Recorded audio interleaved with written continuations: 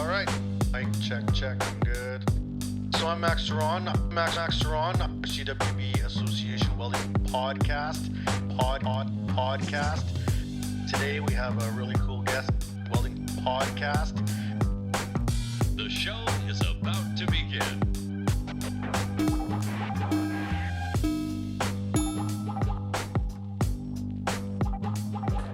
Hello and welcome to another edition of the CWB Association podcast. My name is Max Ceron, and as always, we're having lots of fun. We're here on the Fabtech 2022 show in Toronto Congress Center. We're having crazy days. How's your days going? Been busy? Oh man, it's been a riot. I got Eric Wilson here, the general manager of NEMX Skilled Trades. Did I say that right? You did. All right. So, Eric, what brings you to the Toronto Congress Center? Well, this is our first trade show as a company, so we're here trying to spread the good word.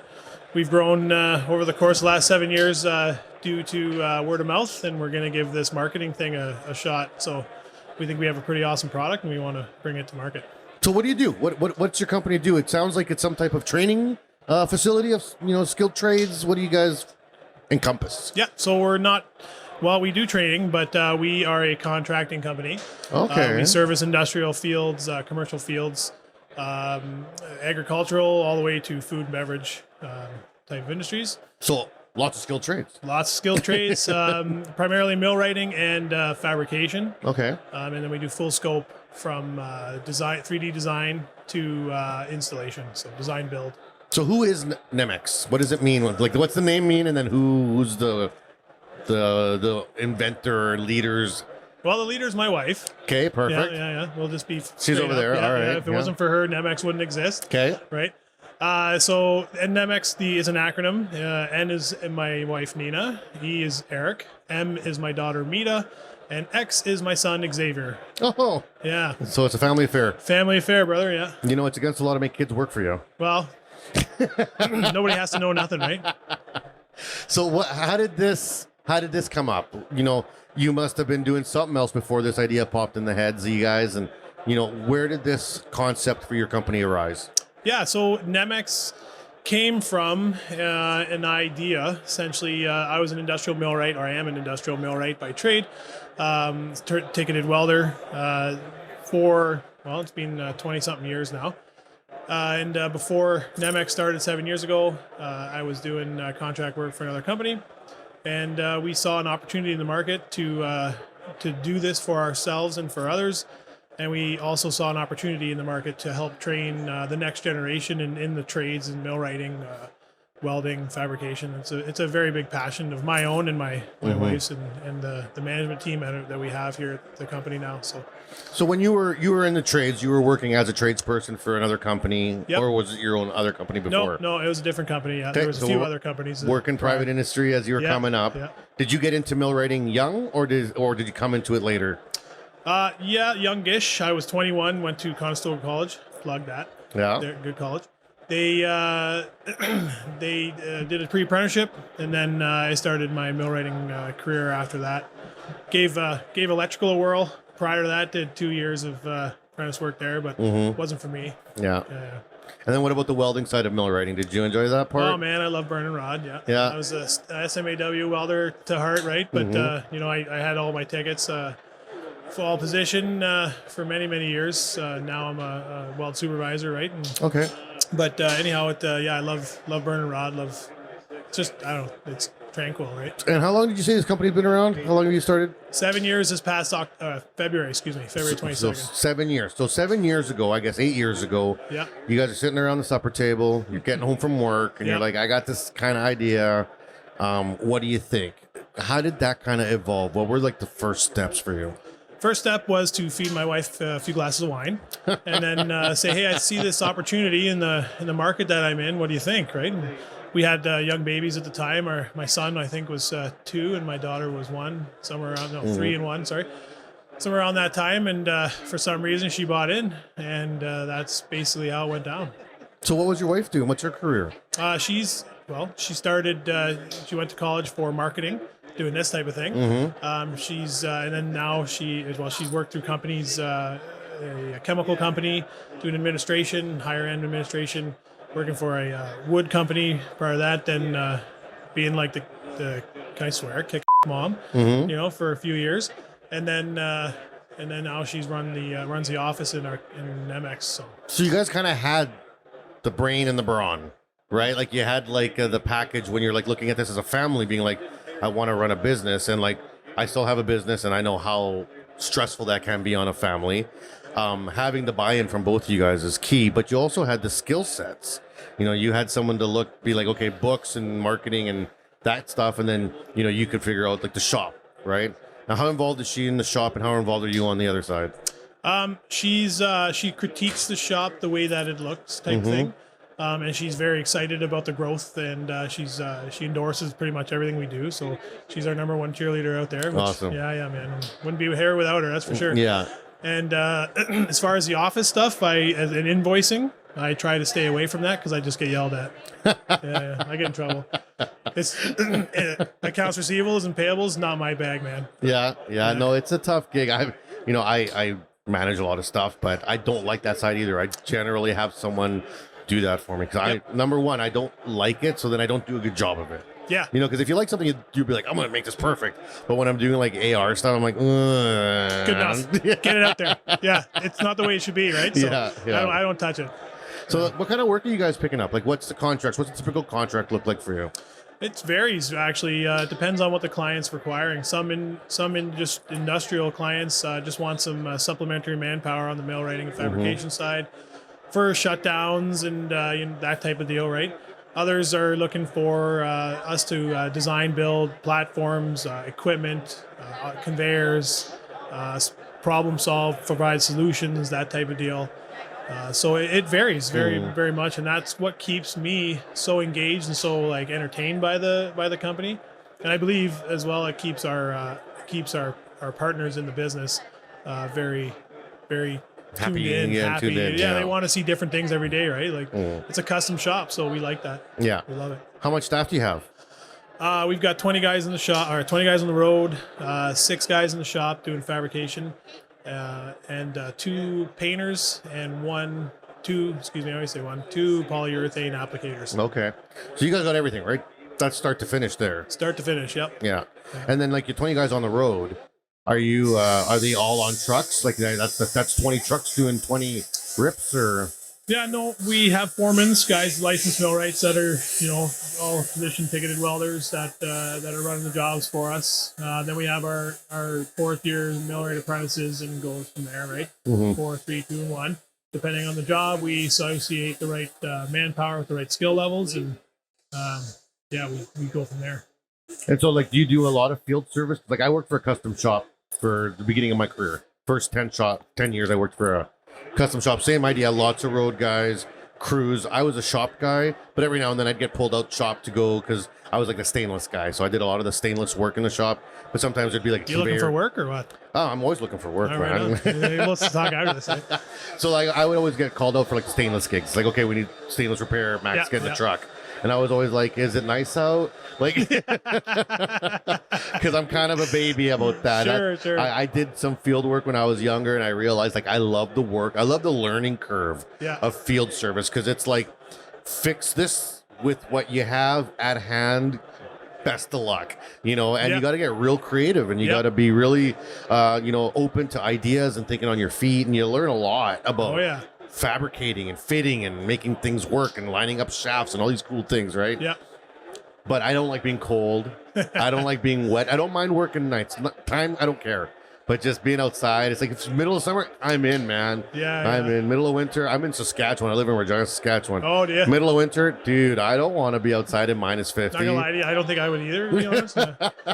Although I have been in Ontario, there's very few times, but it's cold. Man. So I became a shop person. I'm the shop guy, right? Sure. What was your career like? What did you do mainly? I was a field man. Through and through. Loved every minute of it. Like the challenge, like the customer service, like working with apprentices, and they're wide-eyed. Oh man, didn't realize that was a thing, So always, that's what drew me to it, was the change and the entertainment of it. And are you from here in Ontario? This is like your area? This is my bag, man. Yeah, Cambridge, Ontario. Okay. Yeah. So apprenticeship's an interesting thing. It's been brought up lots this week. It gets brought up lots in my life with my work. Yeah. Because Ontario, the people of Ontario, the companies and trades in Ontario feel that the apprenticeship system's failing. There's just not enough of anything coming through. And so what do? Now, the millwrights are known for having a very stable union. They have a strong apprenticeship system, training, kind of like the pipe fitters, boilermakers. Everyone's got a pretty good system. But by existence, the unions can't just bring on members. They protect the membership, right? So as a person who's been through the apprenticeship system here, do you feel that it's getting enough notice to the young, to the youth? Do enough people know about these apprenticeship streams? Like, is this, when you guys are hiring people at your shop, do they know what it is? Do they know, or are you guys picking people that are already apprenticed or red seals?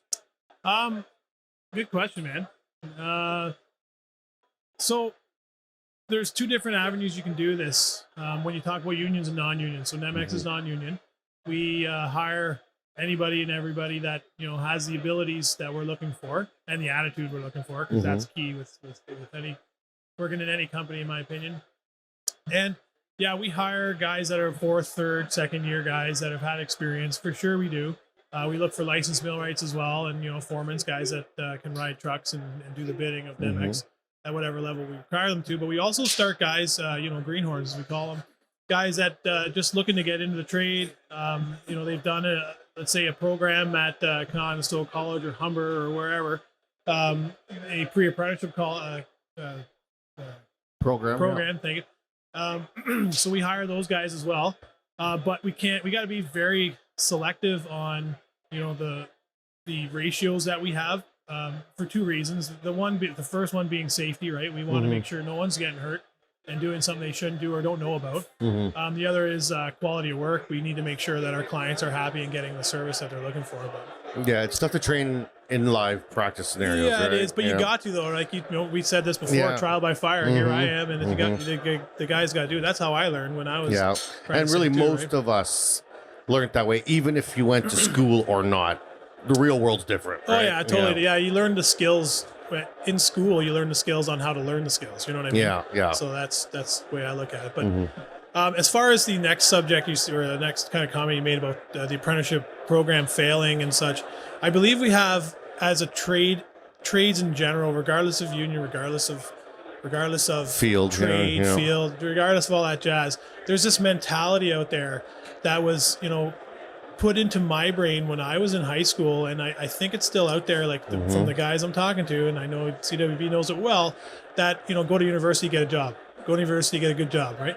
Well, it's not the truth, man. Go to university if that's the direction you want to go, but there's such a great career path that any trade will give you, as long as you're willing to do the labor in the skill portion of it. Yeah. And being a tradesman myself, I'm very adamant about, guys, there's something very good and very fun to do, and you make money doing it, you learn by doing it. So I hope it's not dead. I don't think it is. I just think we need to shed more light on it, and we need to be giving the companies that have the ability to apprentice young students, we need to give them further incentives, government, and we also need to make sure that they're incentivized in way of insurance too, because I know that's some of their bigger problems. But there's big companies out there that have millwrights but no apprentices, and I know lots of them. Yeah, right.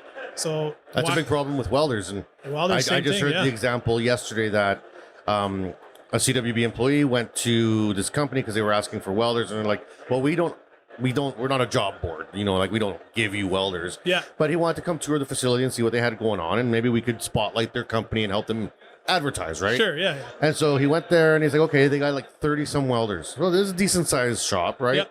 How many of them are apprenticed? And the owner, this is a guy who runs the company, is like, what do you mean apprentice? Like, what is that? It's like, well, do you have them on an apprenticeship stream? Like, how do you know where they are for levels, training? Do they go to school? And he's like, I don't know how any of that works. And it's like, how do you not know how?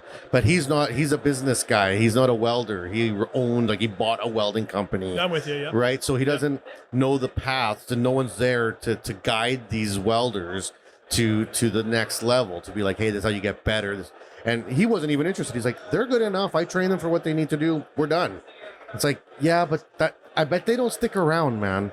You know, I bet those employees will tend to bounce, right? You know, there's a lot to be said about the retention of the skill and ability you train within, right? So when we look at apprentices in our company, we think, first of all, if you're going to hire, let's just use a subject, right? At ground zero, greenhorn. We want a good attitude. We want someone that's willing to learn. We want someone that'll get in there and not care what they're getting into. You know, Fearlessness. I mean, to an extent, obviously safety is the biggest thing. But fearless of the challenge. Fearless of the challenge, exactly. Like, you know, get in knee deep in that pile of guts over there and cut that auger out because it's failed, right? That's the guys I'm looking for to get in or girls that I'm looking for at that level, right? And then as we teach them throughout their apprenticeship, so millwright's a 5-year apprenticeship, right? We're saying things like, hey, get your CWB certifications. Get all 4, you know, SMAW, get them. Like, just get them. Yeah. And the more guys that get them, more people that get them, the better off we are as a company, and the more tickets you have, right? The more value they have. Value you have. And then we, you know, compensation and RSPs and benefits and all these jazz, you got to make sure that we're feeding that to those guys that are earning it, right? And you try to keep their attention, because at the end of the day, the skill and ability of your people is the sellability of your company, my company, this company, our company, right? So it's so important that we keep these guys and girls that we're training. Yeah. So the only way to succeed, in our opinion, is by bringing people up through the ranks, you know, and then keep them. So do you guys actively apprentice in your shop? Like, do you guys have an apprenticeship program that when you hire a new person, being like, hey, if you're interested and this works out for you and you end up being a keeper, you know, do we look at, I'm going to get you, sign off on you for your papers for level 1. Then they go do their 6 weeks or 7 weeks of training, come back. Do you guys actively set that up, or do you kind of just let the guys feel it out and you just support where they need it? Okay. I'm looking for people that want a career. Yeah. So 90% of the people we hire are people that want to be, you know, millwright apprentices or fabricators, right? So on the millwright side, you come in, you're going to be, you know, the shop guy or girl for a year. You're going to drive trucks. You're going to pick up items. You're going to do this. You're going to build job boxes. You know, and you're going to help. Support. You're going to learn all the tools and all that jazz, right? After that, you know, then the apprenticeship will progress from there. But yes, we sign them up with the ministry. We let them go to school for a block only. Sign their hours off. Sign their hours off. We do all of that.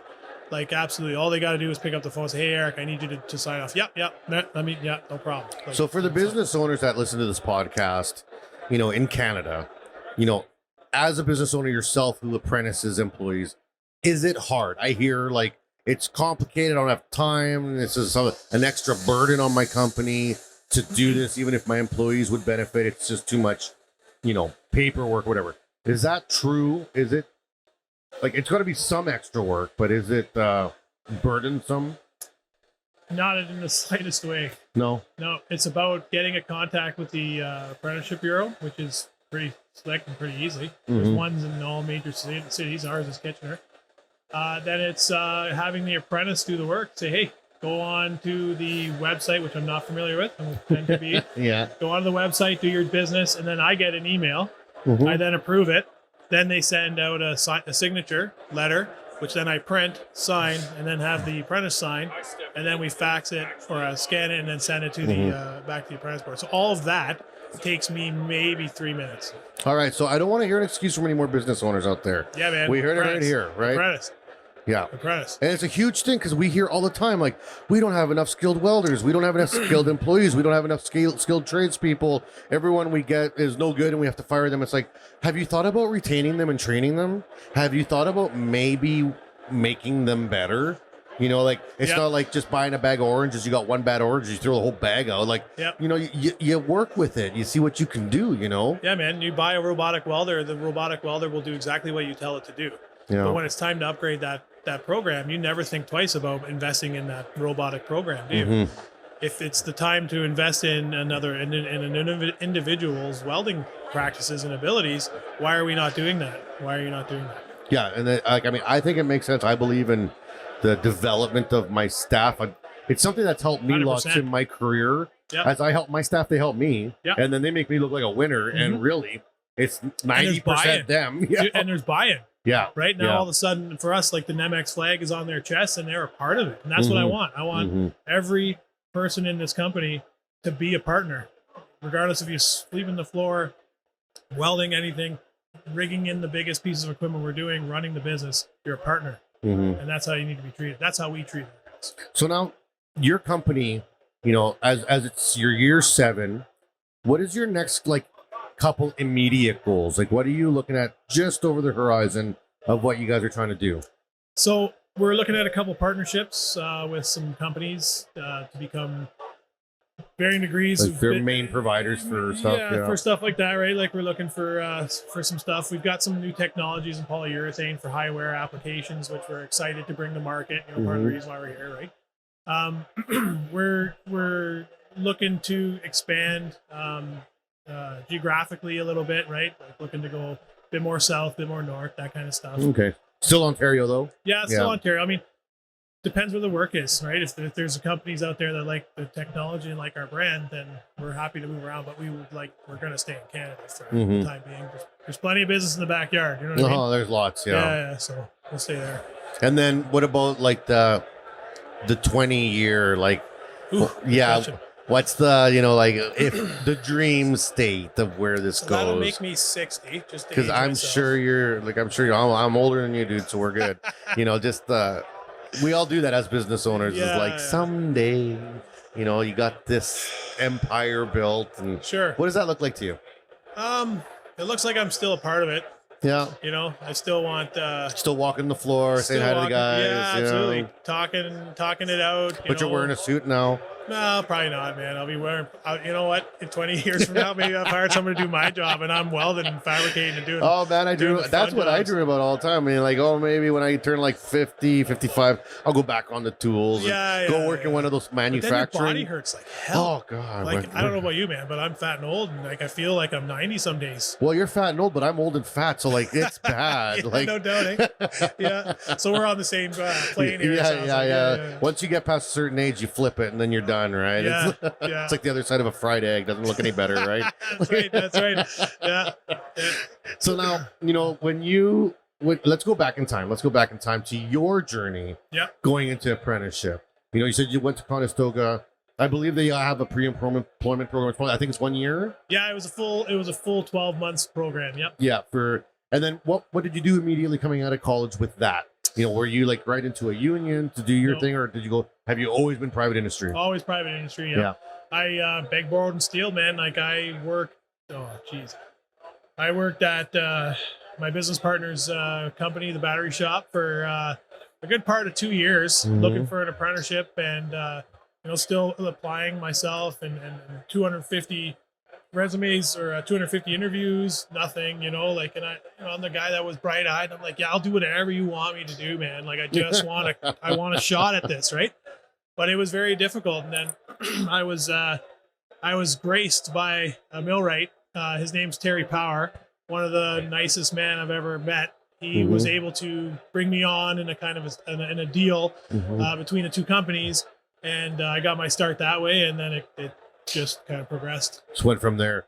And that brings up another very important point that's important in the trades. And part of the trades process is finding that mentor. Yeah. Almost everyone has at least that one person that just gets you over that hump in the start, just in the start. So, how important was that in your career to find your way? It was everything. Yeah. Really. It was everything. I got the education. I just didn't have the experience. So all I needed was a chance, right? So when Terry gave me that shot, I never forgot it, never will, and now I try to be the Terry Powers to everyone else that Terry was to me. How big is your shop? Like, what square footage do you guys got? Just under 10,000 square feet. Oh, that's good. Is it new, or do you get an old place, or? Yeah, it's an old place, an older facility. It's a multi-unit facility, so we're hoping to bring it all together. Yeah. One day, who knows, right?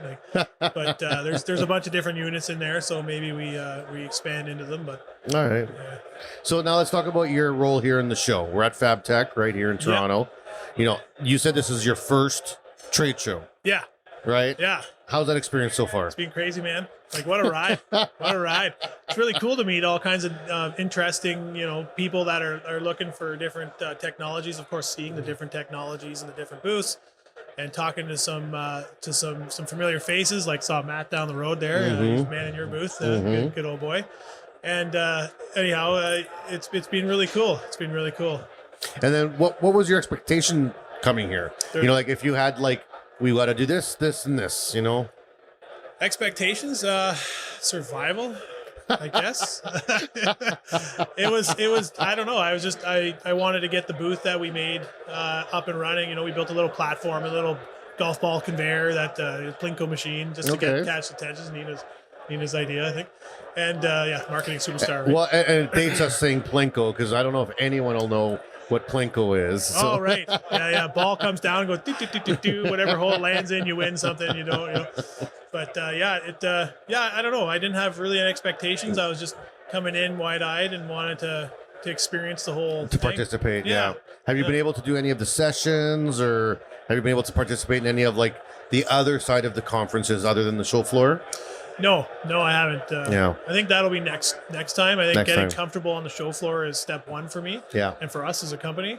And then after that, we'll branch out. Yeah, then you bring some staff and they can help cover, and then you're in there. And exactly. Yeah, or you find that keen staff that can maybe learn something in there and send them to a session, something like that. Yeah. Yeah, exactly. See, I don't know anything about that stuff over there, so I'm learning right now. So. Yeah, no, there's all day, every day, there's like the smartest people in North America teaching stuff.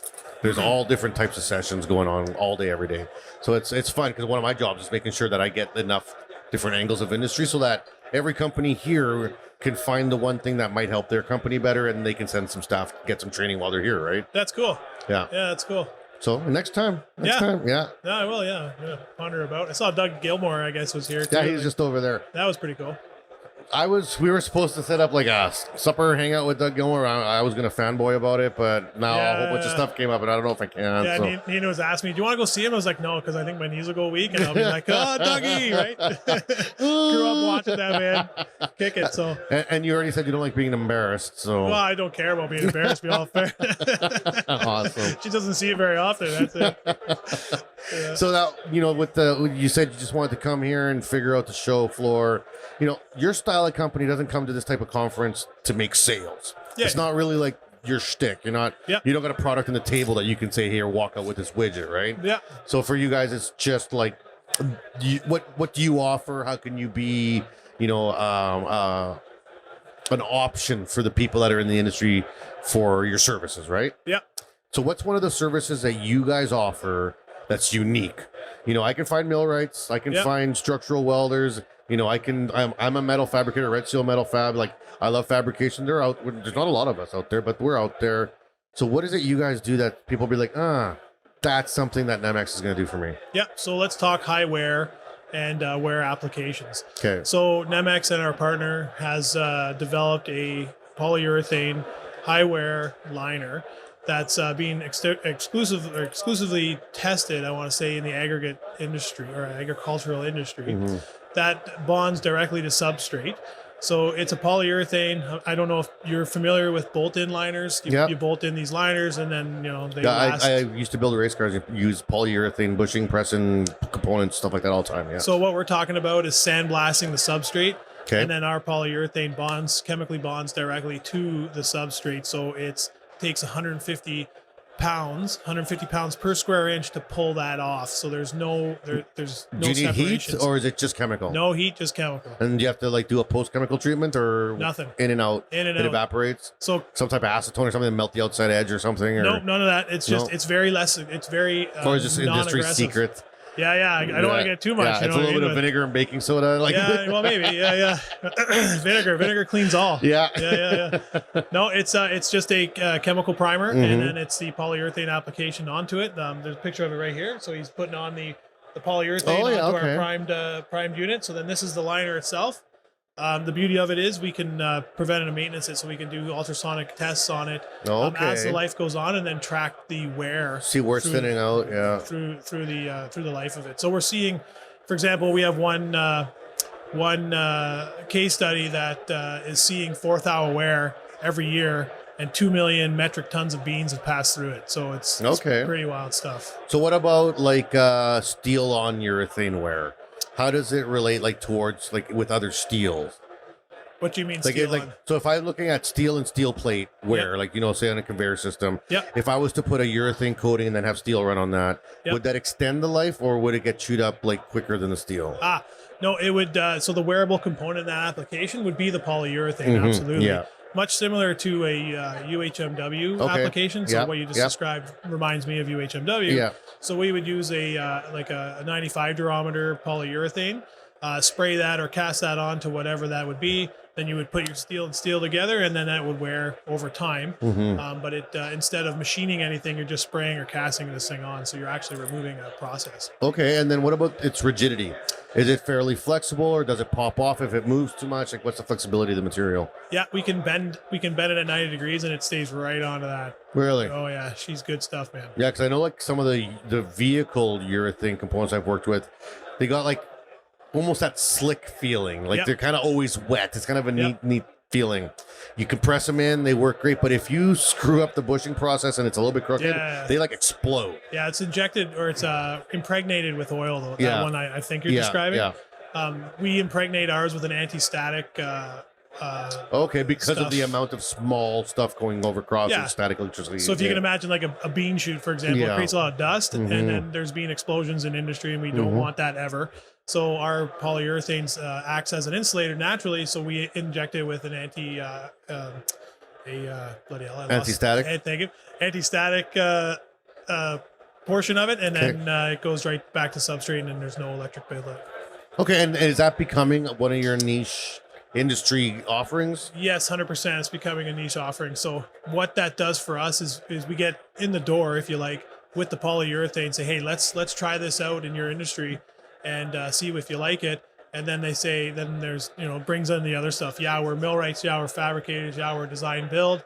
And we kick ass at doing all those things. Give us a try. But they love the polyurethane. And then we... How do you think it would hold up against potash? Potash?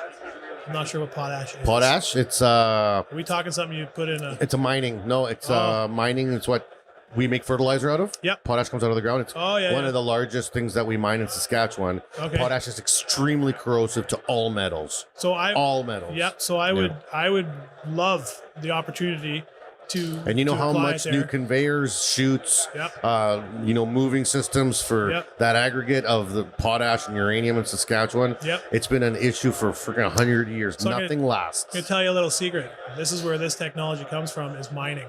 Okay. So I bet you it already lives there. It's the biggest issue in mining is the machinery just literally gets worn to nothing. Yep. Like in months. Months, it's not like 1-inch plate will have gaping holes in it because of the chemicals underground and the heat and the humidity just eat through everything.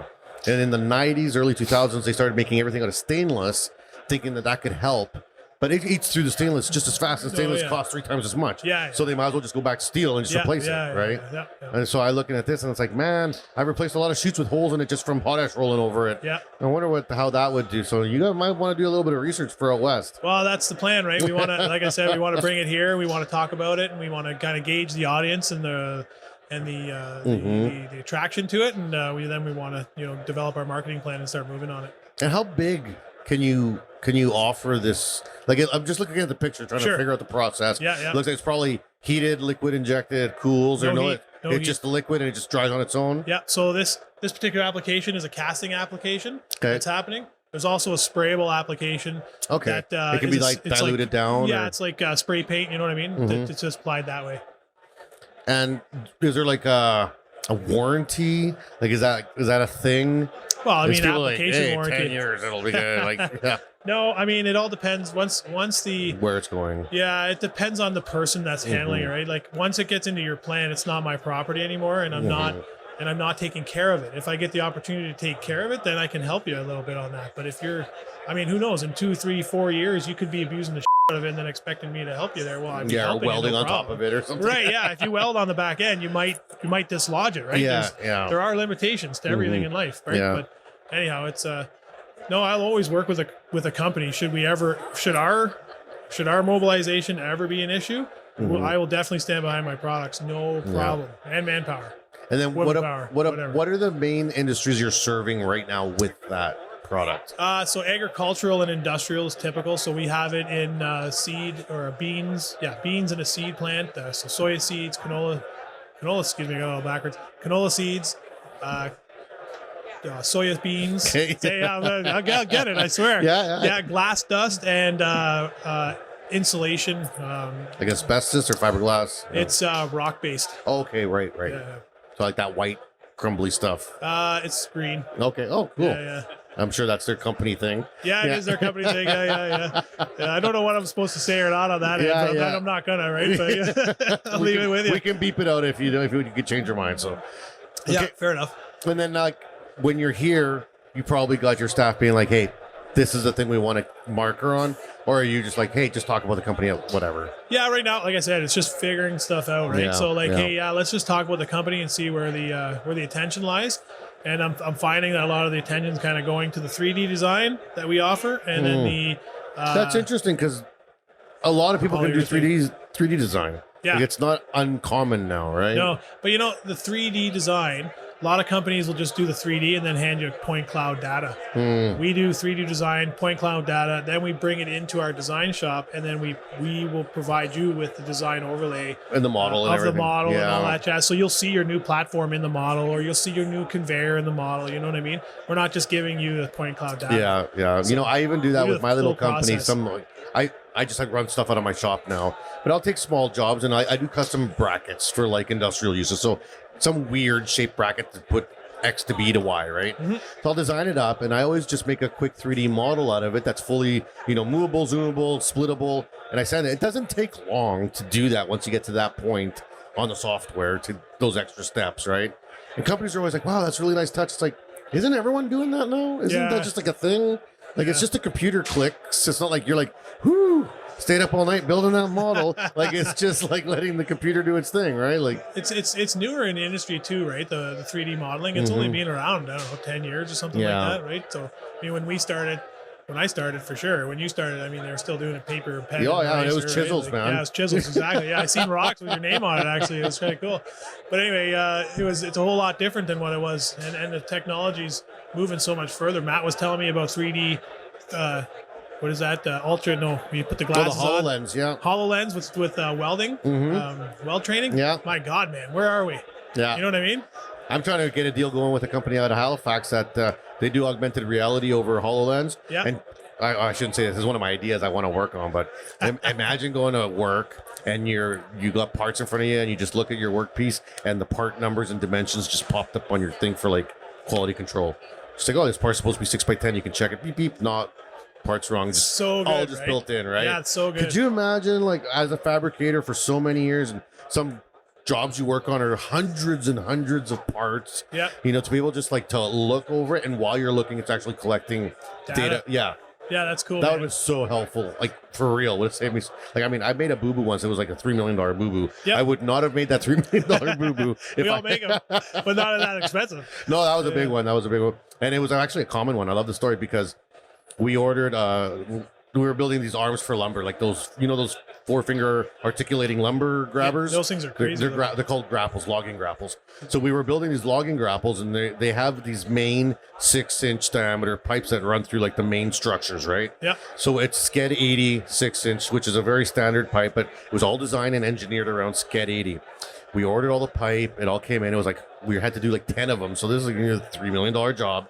And we were like almost on the last one, getting it ready. Like the first 4 have already been painted. Other ones were in machining processes. And then someone all of a sudden checks the weight. And they're like, this thing weighs like 300 pounds more than it should. How is that possible? We're looking at this thing. Wall thickness. It was ordered. Oops. SCED 120. So like double the thickness of the pipe, but the outside diameter doesn't change. No, it doesn't. No. Right. So when the shipper pulled it off the truck, he just checked 6-inch or 6 5/8 or whatever it is. Yeah. Okay. Yeah, that's right. Well. Yeah. And me as the head fitter and fabricator at the time, that's something I should have checked when it was all palletized for me, right? Yeah. And I'll never forget how simple a mistake that is. And you know what? It was stronger. Literally, it's a stronger grapple now than it would have been. But it's not spec. Yeah, and you're putting extra weight on things. Yeah. Like it's harder on the hydraulics. It's harder on everything, right? Yeah. So it's like, we had to scrap them. Like we talked about ripping them apart, gouging them, but honestly. That was not a good day. Oh man, I remember having to walk into the office. That was not a good day. So did you keep your job or what? Oh yeah, you know, because it was like 9 of us that it up, screwed that up, right? Beep. Because it's like the shipper. Well, first the shipper should have checked it coming off the truck. That's their job. Yeah, for right? sure. Yeah. The saw guy, when he cut them, Yeah. right? They had to get machined, like these pre-hold, like oil. Yeah. What are they called? Millwright guy. Impregnated. Yeah. So they all had to get machined in. And so every single one of these processes, they all should have noticed that this thing was thicker. By the time it came to me, it was on pallets in like the ready to weld stage for me to get it onto the jigs for my welders to put together. So at that point, it's down to like 4-foot pieces. I'm not going to notice that 9-pound difference per piece or whatever. No. Right. So not you. You're probably like this back then. yeah, right? exactly. Yeah. So I was like, oh man. But then as soon as I caught, like the mistake was caught, I was like, brutal. Oops. Yeah, I forget how we ended up on the topic of making terrible mistakes in my career. But Hey, I'll make you feel better. I did some myself, and but you got to eat them, right? What you did, what I heard out of that whole story was you admitted it. We all learned as a group, and we're going to make it right. Hopefully, you made your deadline, and the client didn't know anything about it. We made the deadline, and we offered the old ones, the wrong ones, to the client if they just wanted them. Yeah. They got freebies, and they took 2 of them. Oh, good. Yeah, that they were like, well, we can use this in our scrap yard, and we don't care. Yeah, go hard, do whatever you want with them. Yeah, it's going to beat up an old machine. Yeah. That's awesome. That's good. Well, so what did you do? What was your biggest mistake? Oh, no, I don't know. I got a few of them. Yeah, give me a good one. Yeah, so, God, now you're putting me on the spot here, eh? Yeah. Let's see. A good one was he's never made a mistake. No, I've made mistakes.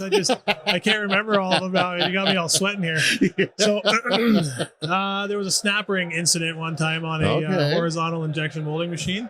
It was a large snap ring. We were dealing with I think just about a 12-inch diameter rod cylinder. Okay. So the back end was, I don't know, 4 or 5 feet diameter. This thing was a big thing. Anyway, so there's a whole bunch of bolts and everything on the back end on the rod. Well, there's a snap ring goes on first and then the bolt. But to get these things out, you got to pull half the machine apart, 3 days, take the old cylinder out one day, put the new cylinder in, get it all back, test it, make sure everything kind of working. Yeah, right on, 2 days. Then you put the whole machine back on top of it, 3 days, and then you go to start up. Awesome. Yeah. And then you had a snap ring on your table. And I had a snap. This thing was huge. I'm like, hey, look, I'm like making fun of the apprentices. Like, hey, they ordered an extra part. A week later, hey, Eric. Yeah. Remember that snap ring? Yeah. Well, our cylinder just sheared all of its threads on the end of the cylinder. We're down in production line, and it was automotive, so they were not happy. Oh man, it would have just pulled right out of there. It would have been gross. It would have been oil everywhere. It was brutal, It was brutal. So I went with my hat and my hand to the office. I said, hey, so if I need to work 24 hours for the next 6 days for nothing, that's what I'll do. And I was being dead serious. No, that's what you got to do, man. But, sometimes you're on a chair till 4 a.m. being like, man, this is what I got to do. Like, it felt like such a knob. And I was, leading a crew of 6 guys at the time. And I'm like, oh man. Well, the apprentices learned something. Anyway, Always check, guys. Yeah, if there's extra parts, you don't make fun of them.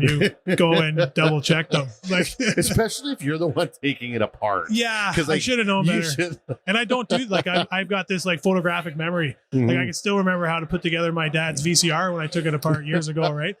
So for some reason, it just kind of it was gone. It was just gone. I don't know. Anyway, that was the time. Great story. I love it. It was a good laugh. Yeah. All right. Well, we're coming up at the end of the show here. And I want to ask a question that I always ask all my guests here, and I want to relate it to what you're doing. So, let's say that you're a young person in the let's say my industry, the welding industry. Yep. I want to come work at your company. Yep. What would be advice that you would give me before I come for the interview, before I come to try to get a job at your place?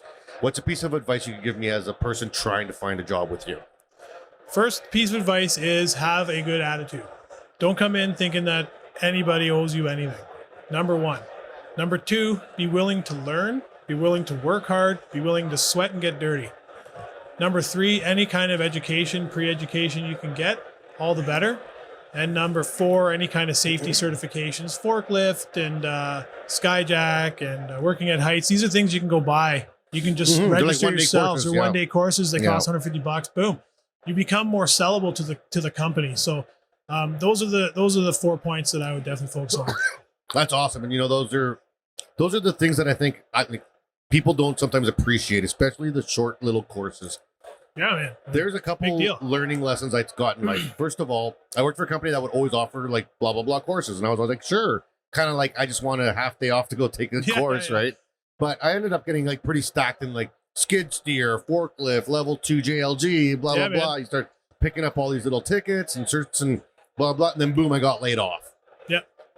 Finding the next job took like 6 minutes because I was like, yeah, here's my certifications. It's like 3 pages. So important, man. Right? And then they're like, oh man, we don't got to train you for any of this stuff. I'm like, no, I'm ready to roll. These are all good for like 2 years. Yeah. My old man, God rest his soul, used to say to me, Eric, they're pieces of paper, certifications that you can get are yours and no one can take them away from you. So get as many as you can. Yeah. And I thought always about that with CWB certifications, welding tickets and that. Yeah, I'm a licensed millwright, but I also want all of my welding tickets to prove, hey, I can do this and this and this. Yeah. Right? The next level of that same situation helping me 20 years later is when I got a job at the college as a welding instructor. And I was at HR doing my, like, getting signed up to get the job, right? Yeah. And they're like, okay, we need your certs. And so I just brought all my certs, like everything. I don't know what you do. They meant just my red seals because you need a red seal to teach. But I just brought my whole book. Like, I had a little book with all my certs in it. And I brought them and I put it down, and they're like, oh, what are all these? I'm like, well, this is all the tickets that I have right now, like CWB tickets, pipe tickets, like my red seals, a blue seal, and then I'll like forklift, all that stuff, and all the rest and everything. And they're like, okay, well, how long of a course were each of these? I'm like, what do you mean? They're like, well, they all have an hours thing, and that's true. Now, thinking back, every time you do a course, they're like, congratulations on your 8 hours of forklift. Congratulations on your 12 hours. And what I didn't know, and maybe many people that are listening don't know, is all those hours actually are a thing. And then if you get to like a corporate level job, hours of training, it doesn't matter where or what. It's the number of hours that count.